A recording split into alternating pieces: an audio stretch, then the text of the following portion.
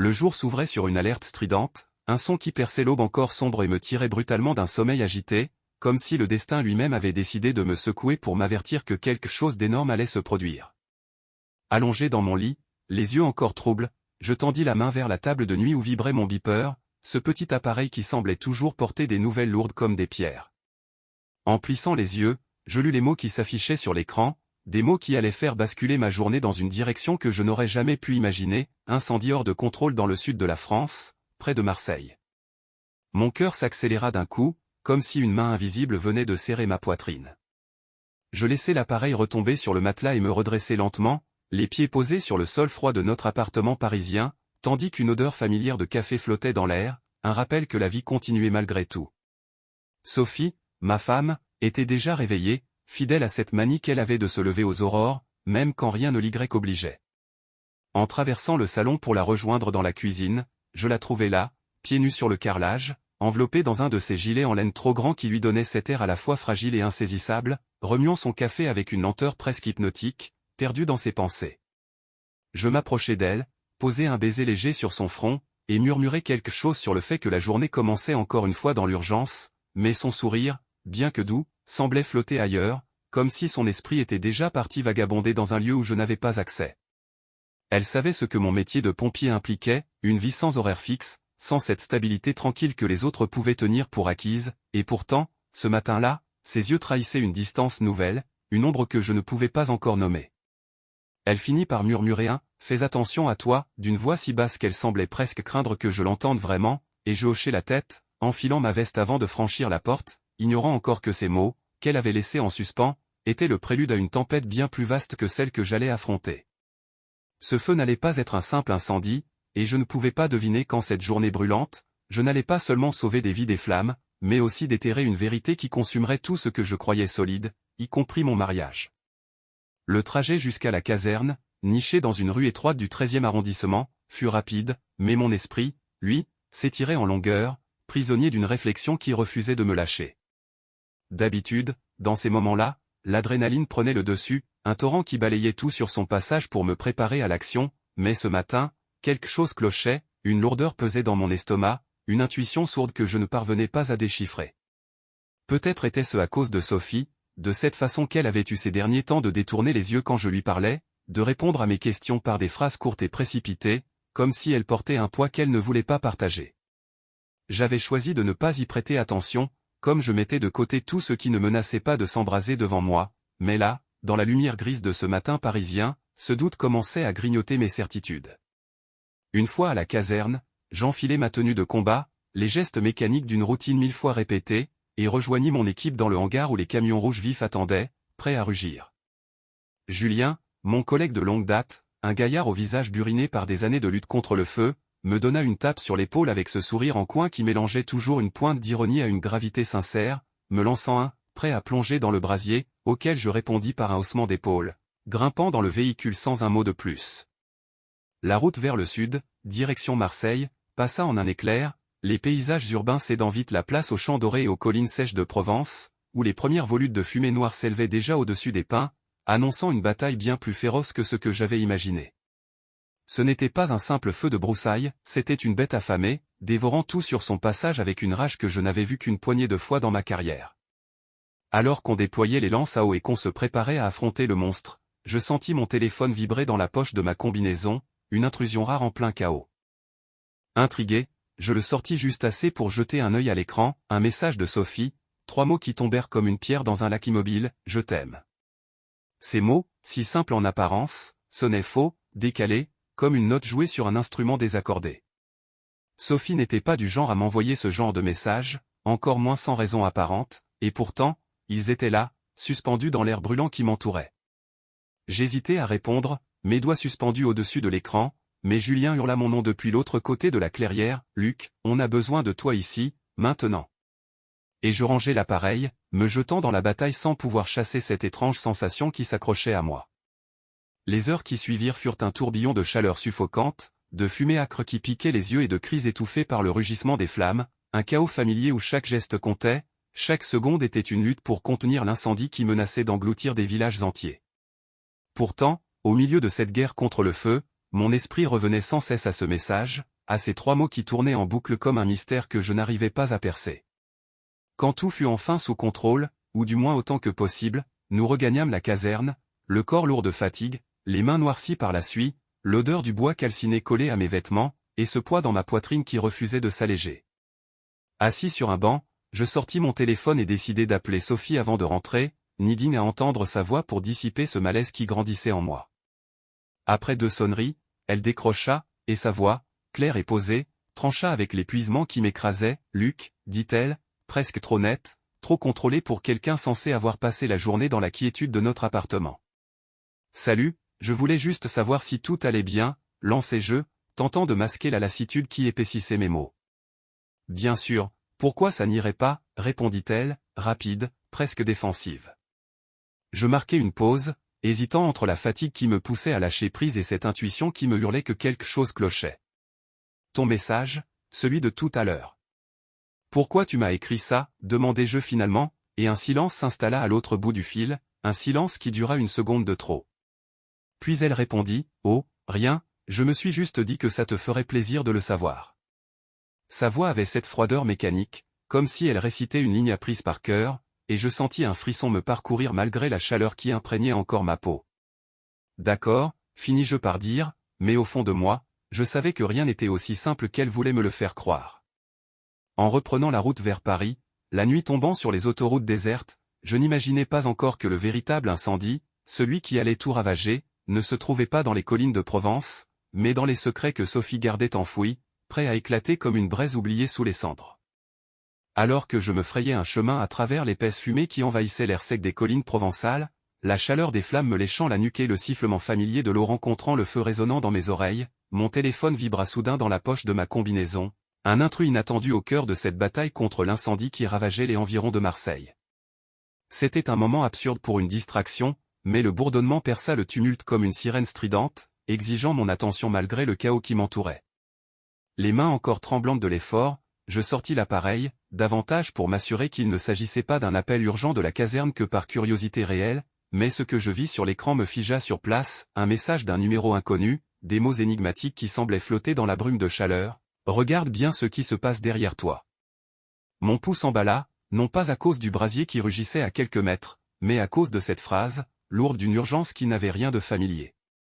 Pendant un instant, je me demandais si c'était une blague, peut-être Julien, avec son humour mal placé qui surgissait parfois même dans les pires moments, mais en jetant un rapide coup d'œil par-dessus mon épaule, je ne vis rien d'autre que des volutes de fumée noire et des éclats orangés dansant entre les pins calcinés. « Luc, tu es avec nous ou quoi ?» lança Julien par-dessus le vacarme des lances à eau et des ordres criés dans la confusion, et je rangeai le téléphone sans répondre, me replongeant dans l'action, les muscles tendus par l'effort de contenir ce monstre de feu qui menaçait de dévorer les villages voisins nichés au creux des vallées.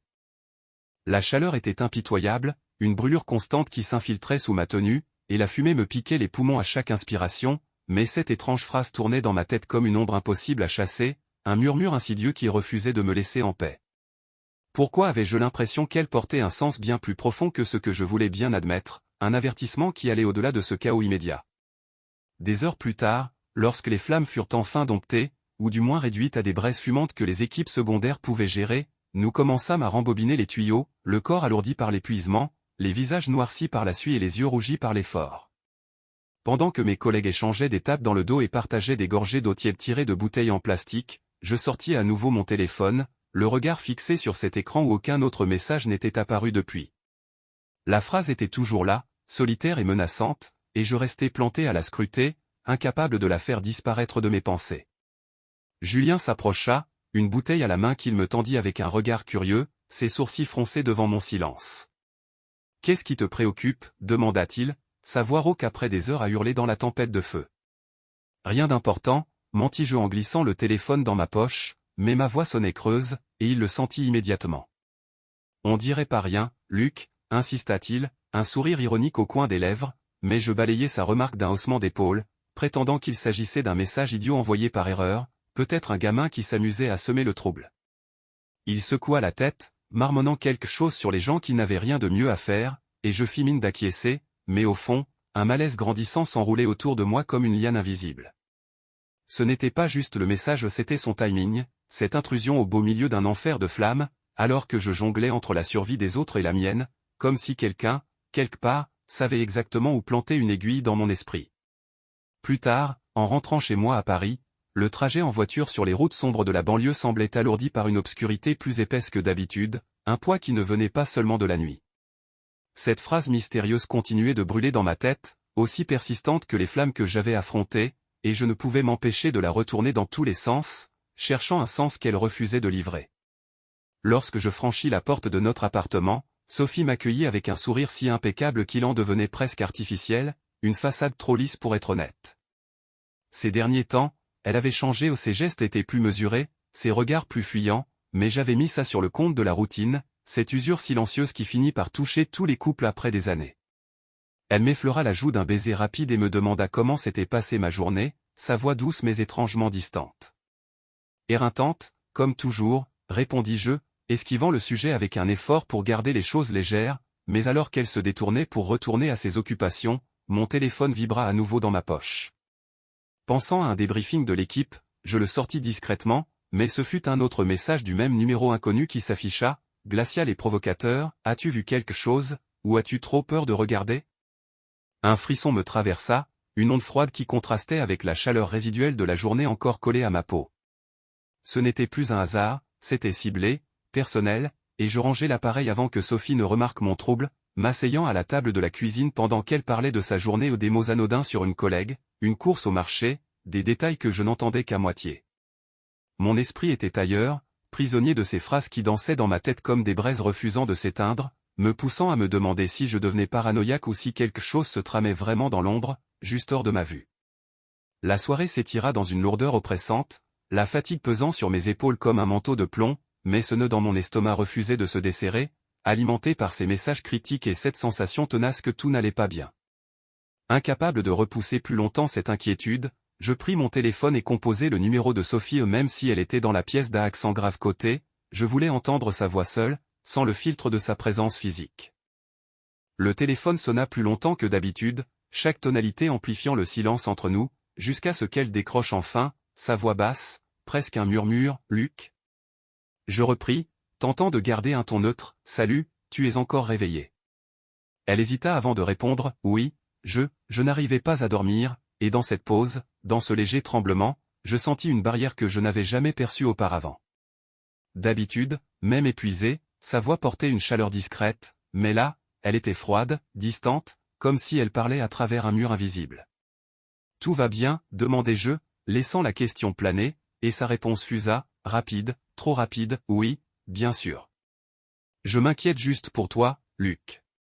Ces incendies, ces missions, c'est dangereux, tu sais.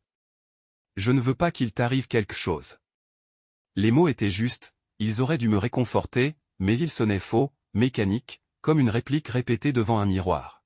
« Je fais attention, Sophie, » dis-je, essayant de rassembler mes pensées qui s'éparpillaient comme des cendres au vent, avant d'ajouter, « Mais toi, tu es sûr que ça va ?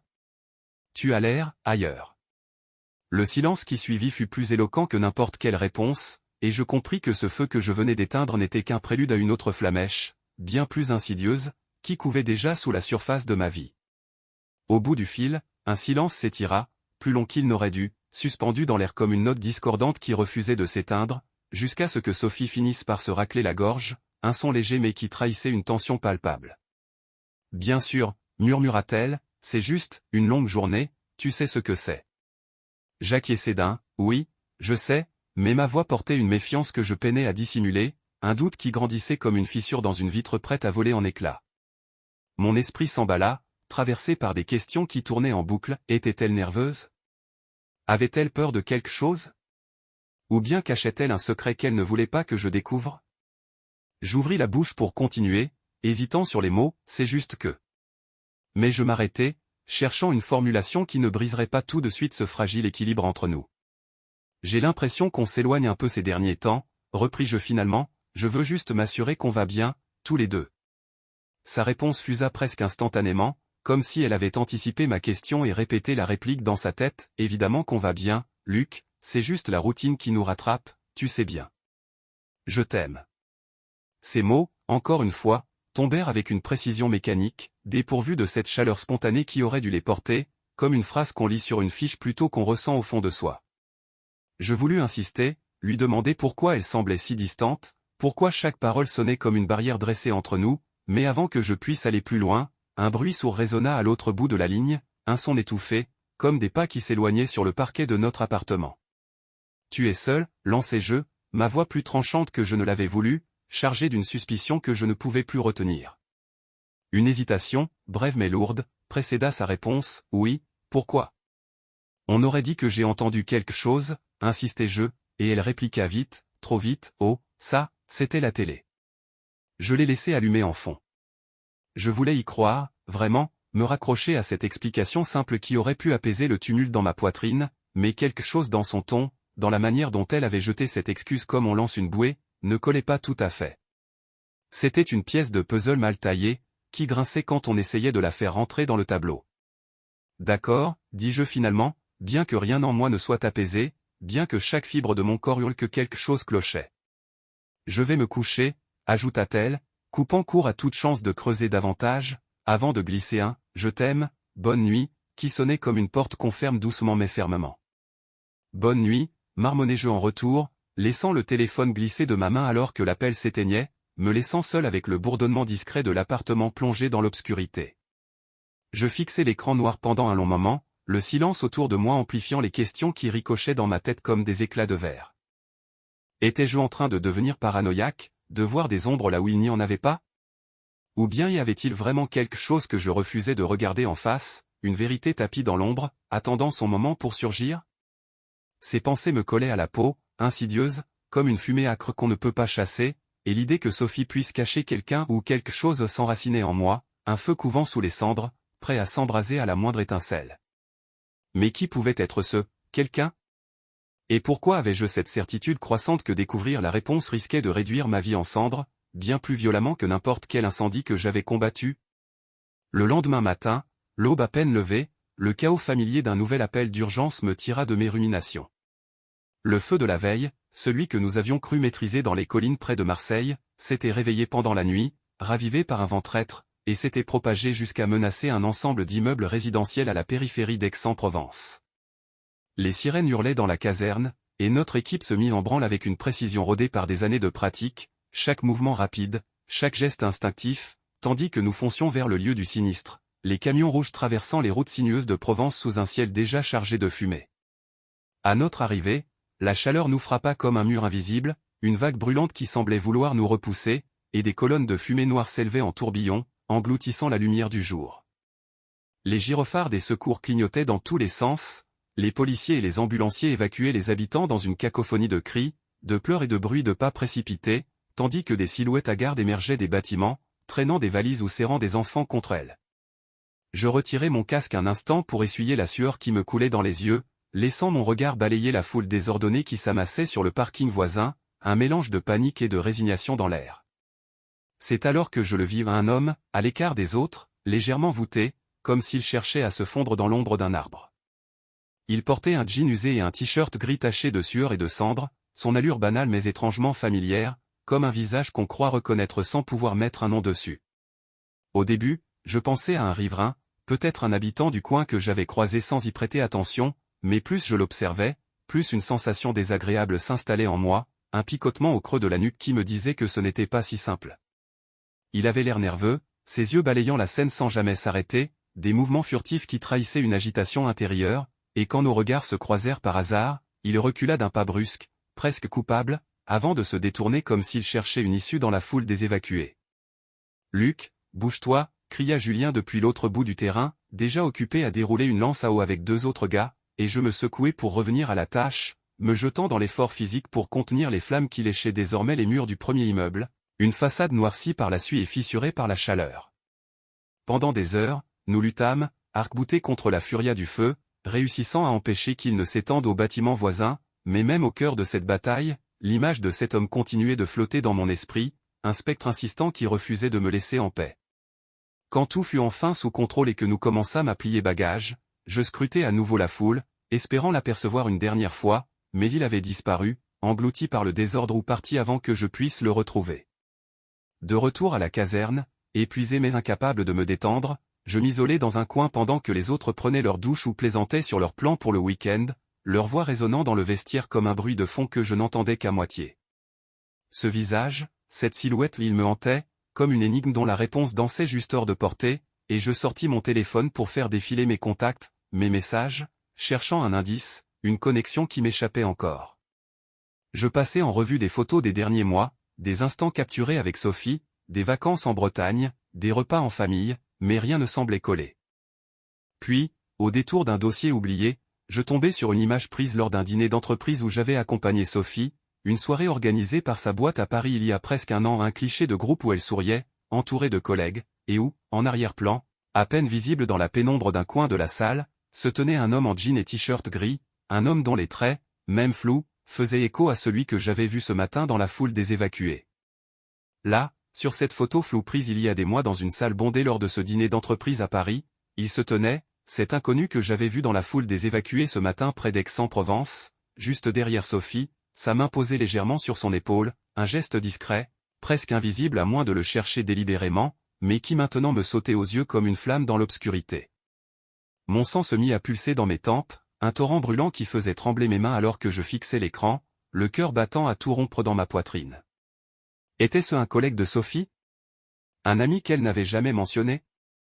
Ou bien, quelque chose de plus?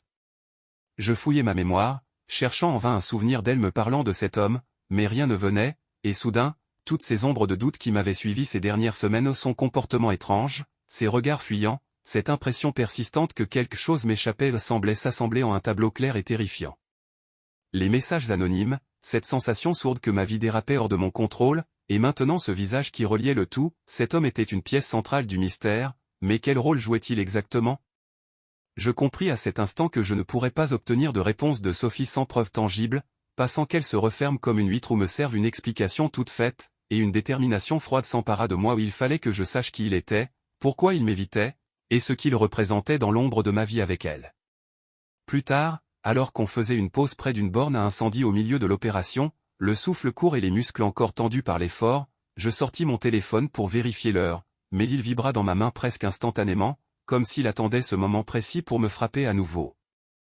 Le même numéro inconnu clignotait sur l'écran, et une boule se forma dans ma gorge, un mélange d'appréhension et de colère qui faisait cogner mon cœur plus fort.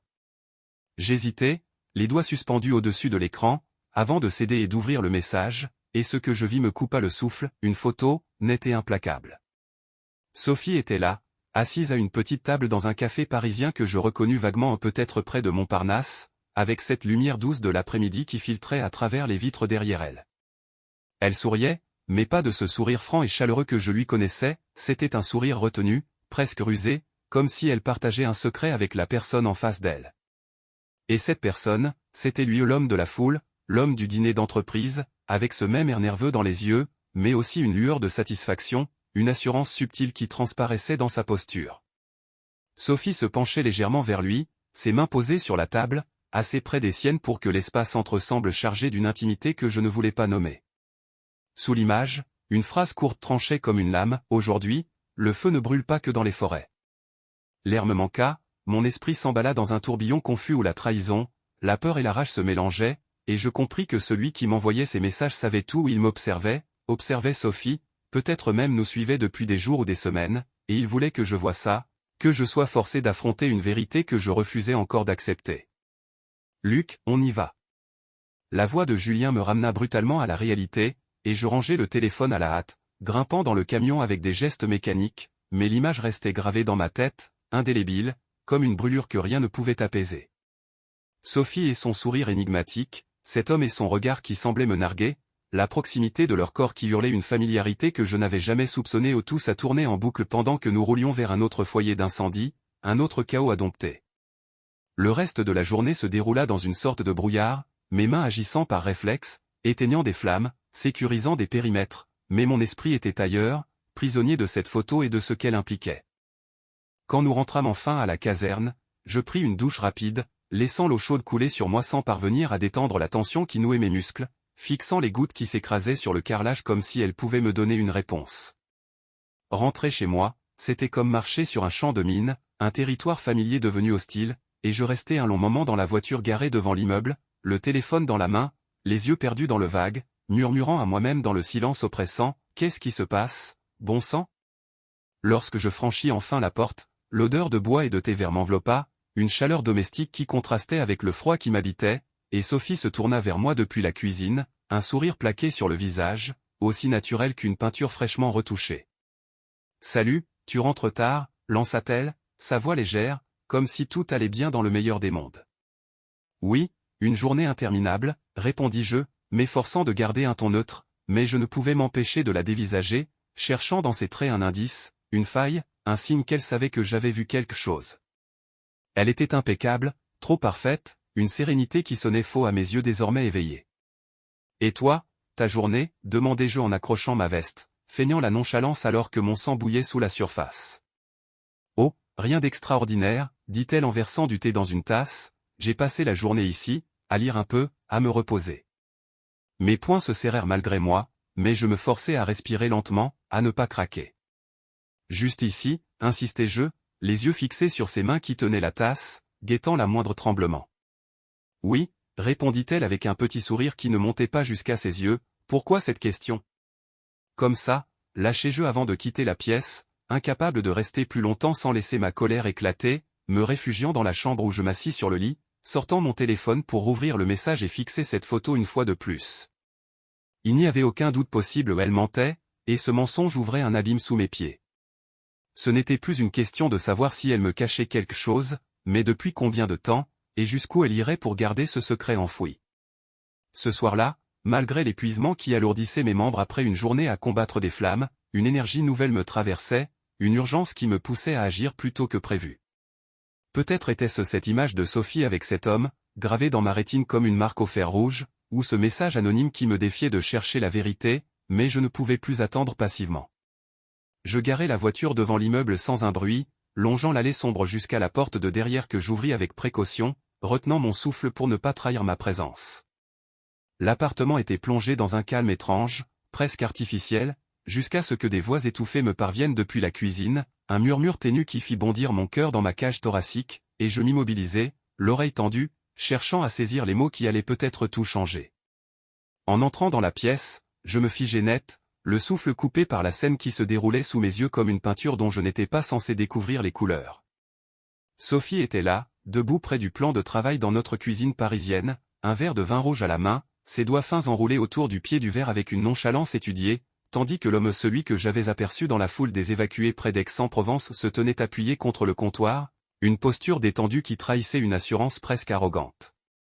Il discutait à voix basse, un échange fluide et intime qui semblait m'exclure totalement, comme si j'étais un intrus invisible glissant dans un moment qui ne m'appartenait pas.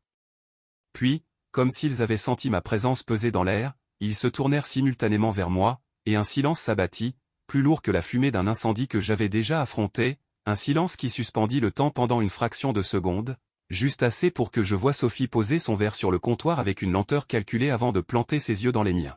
« Tu es rentré plus tôt que prévu » dit-elle, sa voix calme, dénuée de toute trace de panique ou d'excuse, une constatation froide qui me frappa comme une gifle. « Qui est-ce, bon sang » lançai-je, ma voix grondant plus fort que je ne l'avais voulu, chargée d'une colère qui montait en moi comme une flamme attisée par le vent. L'homme ne détourna pas le regard, soutenant le mien avec une audace silencieuse, mais ce fut Sophie qui répondit, son ton aussi posé qu'un verdict, c'est Théo. Et avant que tu poses la question, oh oui, c'est exactement ce que tu penses. Les mots me percutèrent de plein fouet, et je restai là, immobile, à essayer de digérer l'aplomb brutal avec lequel elle venait de confirmer ce que je redoutais sans encore oser le nommer. Pas une esquive, pas une tentative de détourner la vérité ou juste une franchise qui me laissait désarmé. « Qu'est-ce qui se passe, Sophie ?» repris-je, ma voix tremblant sous le poids de la rage qui bouillonnait en moi. « Qui est ce type, et pourquoi est-il dans notre maison ?» Elle me fixa, et pendant un instant fugace, je crus déceler une lueur de regret dans ses yeux noisettes, une ombre de ce qu'elle aurait pu ressentir autrefois, mais cette lueur s'éteignit aussi vite qu'elle était apparue.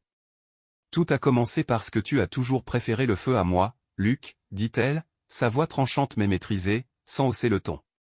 Toujours. Ton métier passait avant moi, avant nous. Tu rentres à la maison épuisé, incapable de me parler, ou tu repars en courant dès qu'une alarme sonne quelque part. Je la dévisageai, incapable de trouver les mots pour contrer cette accusation qui me clouait sur place, un mélange de douleur et d'incrédulité me serrant la gorge. Et c'est ça, ton excuse, parvins-je à articuler, ma voix rauque. Je faisais mon travail, je sauvais des vies, et toi, tu ramènes ce type ici? Ce n'est pas une excuse, Luc, répliqua TL, froide comme une lame d'acier. C'est une réalité. J'avais besoin de quelqu'un qui soit là, vraiment là, qui me voit, qui m'écoute. Et tu aurais dû le comprendre bien avant. Le comprendre avant, répétai-je, ma voix se brisant sous la pression de la fureur et de la trahison. Tu me rends responsable de ton infidélité? Théo avança d'un pas, comme s'il allait intervenir, mais je levai une main brusque pour le stopper net. Toi, reste en dehors de ça, grognai-je, et il s'immobilisa, un éclat de défi dans les yeux. Je me tournai à nouveau vers Sophie, qui me regardait avec une fermeté implacable, comme si j'étais un élève incapable de saisir une leçon évidente. Tu aurais pu m'en parler, Sophie, repris-je, tu aurais pu t'asseoir avec moi et me dire ce que tu ressentais au lieu de faire ça. J'ai essayé, Luc, répondit-elle, son ton montant légèrement pour la première fois. Mais tu ne m'écoutais pas. Tu disais que j'exagérais, que je faisais des histoires pour rien. Alors j'ai arrêté d'essayer. Un rire amer m'échappa, un son qui résonna dans la pièce comme un écho de ma propre douleur. Et donc, tu as décidé de tout détruire? Tu as pensé à tout ce que j'ai donné, tout ce que j'ai sacrifié pour qu'on ait cette vie ensemble? Et c'est comme ça que tu me remercies? Il ne s'agit pas de te remercier, Luc, dit-elle en croisant les bras, une barrière physique qui renforçait ses mots. Il s'agit de ne pas être une figurante dans ma propre existence.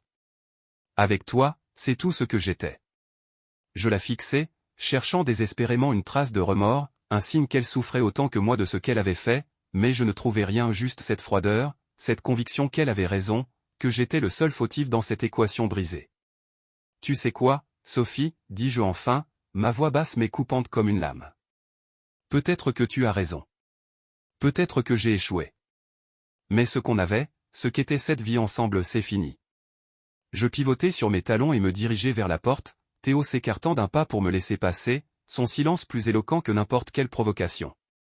Bonne chance avec ta nouvelle vie, Sophie, lançai-je sans me retourner, ma voix résonnant dans le couloir alors que je quittais l'appartement, le cœur lourd mais l'esprit étrangement clair, comme si une page venait de se tourner sans espoir de retour en arrière. À peine avais-je franchi le seuil qu'une pensée me traversa l'esprit, fulgurante et acérée comme un éclair dans la nuit. Pourquoi ce Théo me semblait-il si familier, au-delà de la photo dans le café, au-delà de son visage dans la foule des évacués? Il y avait autre chose, une connexion plus sombre, enfouie dans les recoins de ma mémoire, qui refusait de se laisser ignorer. Je m'arrêtai sur le trottoir, la nuit silencieuse m'enveloppant comme un manteau, mais à l'intérieur de moi, une tempête faisait rage, un tourbillon de souvenirs et de questions qui s'entrechoquaient sans répit. Puis, d'un coup, la révélation me frappa, aussi brutale qu'une chute dans le vide. Ce visage je l'avais vu ailleurs, dans un contexte bien différent, loin des flammes que j'éteignais au quotidien. C'était il y a des mois, lors d'un briefing à la caserne après un incendie suspect dans une usine désaffectée près de Saint-Denis. La police avait partagé un dossier avec nous, des photos de suspects potentiels impliqués dans des départs de feu criminels, et parmi elles, un cliché granuleux d'un homme aux traits anguleux, aux yeux perçants au Théo. Mon sang se glaça dans mes veines alors que les pièces s'assemblaient dans ma tête, un puzzle macabre prenant forme sous mes yeux. Cet homme n'était pas seulement l'amant de Sophie, il était peut-être aussi lié aux incendies que je combattais, un pyromane qui jouait avec le feu dans tous les sens du terme, et qui, par un hasard cruel ou une intention calculée, s'était immiscé dans ma vie pour la réduire en cendres. Cet incendie où j'avais failli perdre la vie restait gravé en moi comme une cicatrice invisible, un souvenir qui ressurgissait parfois dans mes nuits les plus agitées. C'était il y a quelques années, dans une banlieue industrielle près de Saint-Denis, un bâtiment abandonné avait été délibérément incendié par quelqu'un dont les motivations échappaient encore à la lumière. L'intervention avait été un cauchemar, une lutte désespérée contre des flammes qui dévoraient tout avec une voracité inhumaine, plus rapide que nos lances à eau, plus féroce que nos efforts pour les contenir. Je m'étais retrouvé coincé à l'étage supérieur, les poutres craquant sous la chaleur, le plafond s'effondrant dans un rugissement de bois et de feu au-dessus de ma tête, et j'avais échappé de justesse à la mort, rampant hors des décombres avec des brûlures sur les bras et une image qui ne me quittait jamais, celle d'un brasier qui avait voulu me consumer vivant. Après coup, la police avait ouvert une enquête, me montrant une photo floue d'un suspect aperçu sur les lieux juste avant que le feu ne prenne, un homme aux traits indistincts capturé par une caméra de surveillance défaillante, mais à l'époque, je n'avais pas prêté attention aux détails, trop secoué pour graver son visage dans ma mémoire, et l'affaire s'était perdue dans les limbes des dossiers non résolus. Jusqu'à cet instant précis, où tout s'éclairait dans une clarté brutale et terrifiante. Théo était cet homme, j'en avais la certitude absolue, une conviction qui me nouait les entrailles et me coupait le souffle, un lien invisible qui reliait ce moment où j'avais frôlé la mort à la présence insolente de cet inconnu dans ma cuisine. Il avait allumé cet incendie qui avait failli m'engloutir, et Sophie. Mon estomac se retourna violemment alors que je me demandais si elle était au courant, si elle avait sciemment laissé entrer dans notre vie un homme capable d'une telle destruction. Une partie de moi refusait d'y croire, hurlait que c'était impossible, qu'elle ne pouvait pas s'abaisser à une telle complicité, mais une autre partie, celle qui venait d'entendre sa voix froide justifier sa trahison, me soufflait qu'elle savait tout depuis le début.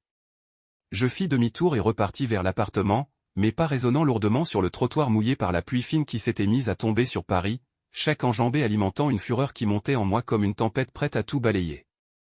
Quand je poussai la porte avec force, elle claqua contre le mur, et je trouvai Sophie et Théo encore là, figés dans la cuisine comme s'ils n'avaient même pas envisagé de bouger, comme si ma colère n'était qu'un détail insignifiant dans leur tableau soigneusement orchestré. « Toi » lançai-je en pointant Théo du doigt, ma voix vibrant d'une rage contenue qui menaçait d'exploser à tout instant. « Tu n'es pas juste un amant de passage. Tu es celui qui a mis le feu à cet entrepôt. Celui qui a failli me tuer. » Ses yeux s'écarquillèrent une fraction de seconde, une lueur de surprise vite étouffée par ce sourire arrogant qui me donnait envie de le faire disparaître à coups de poing.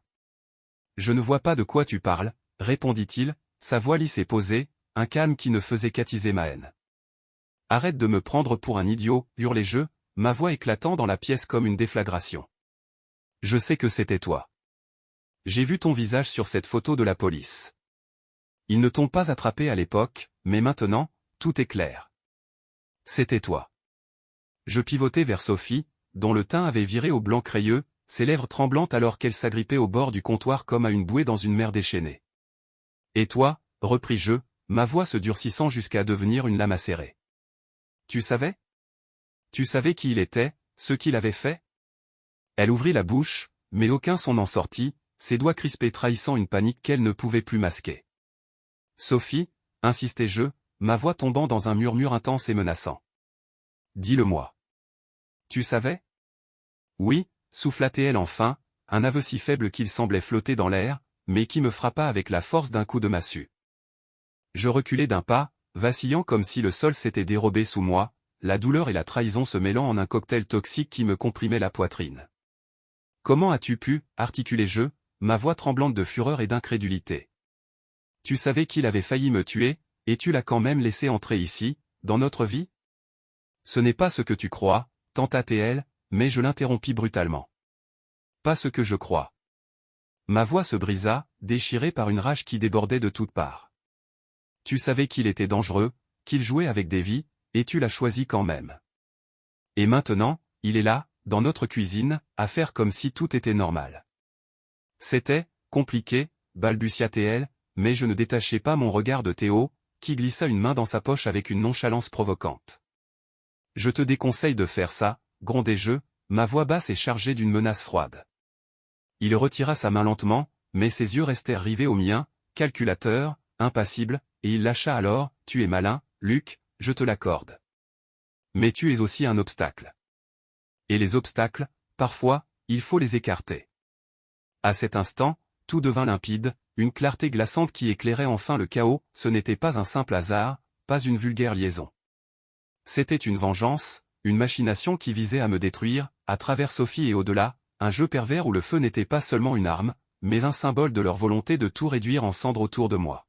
« J'appelle la police » déclarai-je, ma main déjà sur mon téléphone, mais Théo avança d'un pas, un sourire glacial aux lèvres.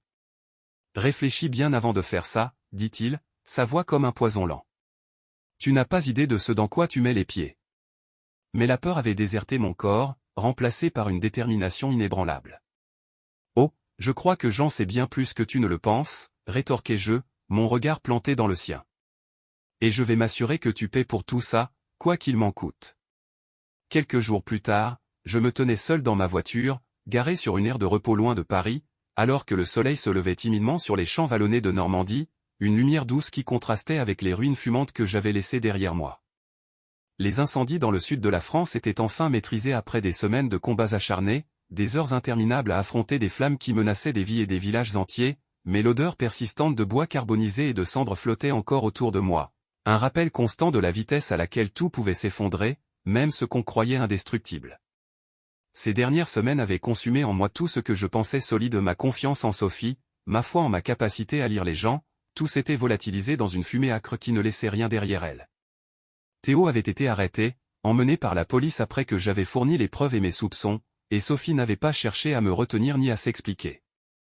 Elle était restée silencieuse, distante, une étrangère dans la peau de celle que j'avais aimée, et quand les menottes s'étaient refermées sur Théo, elle n'avait montré ni remords ni regret, juste un vide qui m'avait achevé. J'avais tout donné au mon cœur, mon dévouement, ma vie, et je l'avais perdu face à des gens qui jouaient avec le feu sans comprendre qu'il y a des choses qu'on ne devrait jamais brûler. J'avais quitté Paris, abandonnant l'appartement, les souvenirs, les fragments d'une existence que j'avais bâtie pierre par pierre, et je m'étais installé dans un petit village au nord, près de Rouen, où l'air était pur et les forêts verdoyantes offraient un refuge pour enterrer le passé. Je continuais mon métier de pompier, parce que c'était une part de moi que je ne pouvais pas renier, mais quelque chose avait changé. Avant, je luttais pour sauver des vies, protéger des maisons, défier le chaos, maintenant, c'était plus profond. Je combattais aussi les flammes intérieures, celles qui brûlent dans les âmes, celles qui poussent les gens à détruire au lieu de construire, et cette mission donnait un sens nouveau à chaque jour. J'avais rencontré de nouvelles personnes, tissé des liens, mais je restais prudent, gardant mes distances, offrant mon amitié sans jamais accorder cette confiance aveugle qui m'avait autrefois coûté si cher, non par amertume, mais par nécessité. Parfois, seul dans la pénombre de ma petite maison, je repensais à Sophie, me demandant si elle regrettait, si elle se retournait jamais sur ce qu'elle avait jeté aux flammes, mais je savais que ces réponses ne m'appartenaient plus. Elle appartenait à un chapitre clos, une histoire que j'avais laissée derrière moi. Aujourd'hui, je voyais le feu autrement, ce n'était plus seulement une force destructrice, mais aussi un purificateur, un moyen de nettoyer les débris pour laisser place à un renouveau. Et c'était ce que j'étais devenu, un homme sorti des cendres, plus fort, plus vigilant, prêt à vivre à nouveau. Le feu avait transformé ma vie à jamais, mais il ne m'avait pas anéanti. Il m'avait appris à combattre non seulement les flammes visibles, mais aussi celles qui couvent dans l'ombre, et cette leçon, je ne l'oublierai jamais.